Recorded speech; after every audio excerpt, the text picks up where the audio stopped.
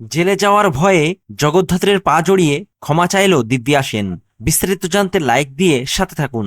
জগদ্ধাত্রী ধারাবাহিকে ইতিমধ্যেই আমরা দেখতে পেরেছি যে জগদ্ধাত্রী কোর্টে উপস্থিত হয়ে সবাইকে চমকে দিয়ে দিব্যা সেনের বিরুদ্ধে সাক্ষী দিয়েছে।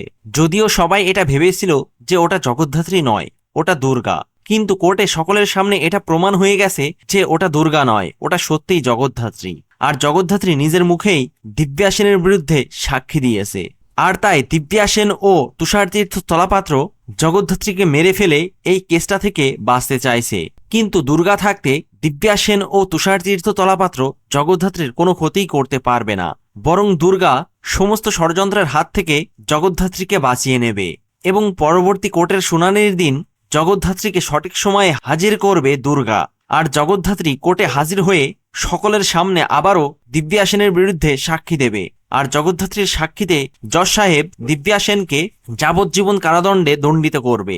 তখন দিব্যা সেন নিজেকে বাঁচানোর জন্য ছুটে গিয়ে জগদ্ধাত্রীর পায়ে হাত দিয়ে ক্ষমা চাইবে এবং জগদ্ধাত্রীকে বলবে, জগদ্ধাত্রী, এবারের মতো আমাকে ক্ষমা করে দাও, আমি আর কখনো তোমার ক্ষতি করার চেষ্টা করব না, আমার ভুল হয়ে গেছে, তুমি আমাকে ক্ষমা করে দাও।